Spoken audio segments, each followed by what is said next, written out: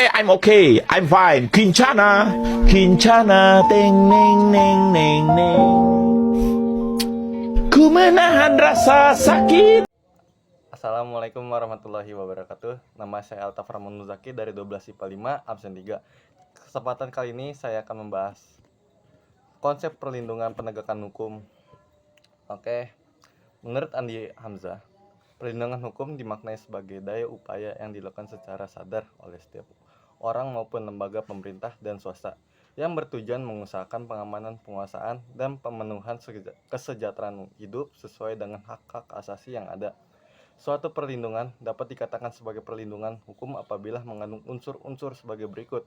Yang pertama, adanya perlindungan dari pemerintah kepada warganya. Yang kedua, adanya jaminan hukum. Yang ketiga, ada berkaitan dengan hak-hak negara. Yang selanjutnya adanya saksi hukuman pada pihak yang melanggarnya. Penegakan hukum merupakan syarat terwujudnya perlindungan hukum. Kepentingan setiap orang akan terlindungi apabila hukum yang mengaturnya dilaksanakan dengan baik oleh masyarakat ataupun aparat yang penegak hukum. Konsep kedua ada pentingnya perlindungan dan penegakan hukum.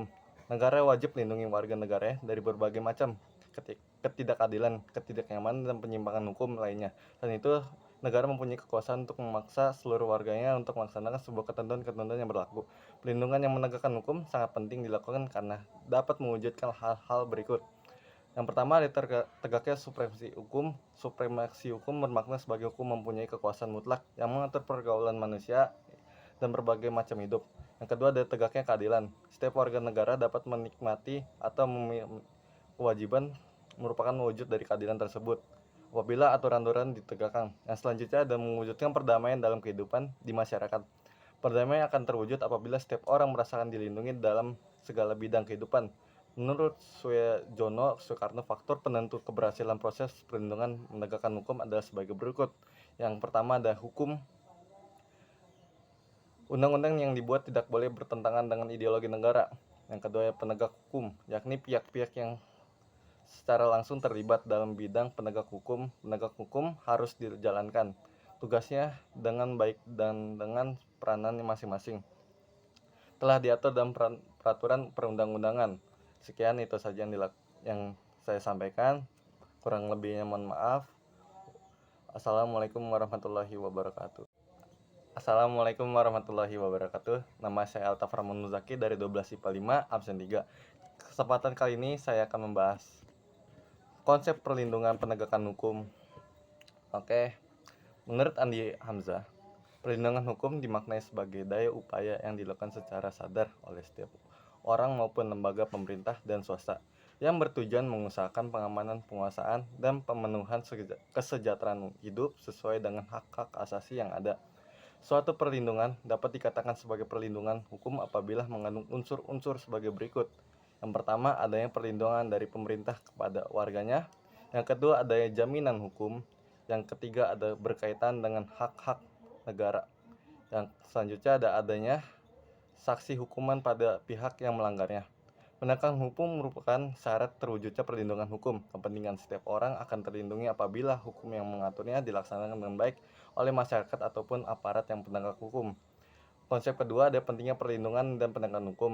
Negara wajib melindungi warga negaranya dari berbagai macam ketidakadilan, ketidaknyamanan, dan penyimpangan hukum lainnya. Dan itu negara mempunyai kekuasaan untuk memaksa seluruh warganya untuk melaksanakan sebuah ketentuan-ketentuan yang berlaku. Perlindungan yang menegakkan hukum sangat penting dilakukan karena dapat mewujudkan hal-hal berikut. Yang pertama, ada tegaknya supremasi hukum. Supremasi hukum bermakna sebagai hukum mempunyai kekuasaan mutlak yang mengatur pergaulan manusia dan berbagai macam hidup.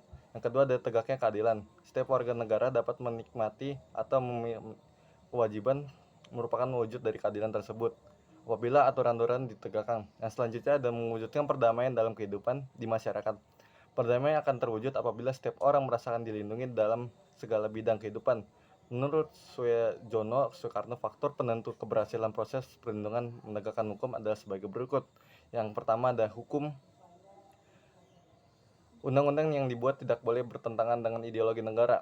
Yang kedua, penegak hukum, yakni pihak-pihak yang secara langsung terlibat dalam bidang penegak hukum. Penegak hukum harus dijalankan tugasnya dengan baik dan dengan peranan masing-masing telah diatur dalam peraturan perundang-undangan. Sekian itu saja yang saya sampaikan. Kurang lebihnya mohon maaf. Assalamualaikum warahmatullahi wabarakatuh.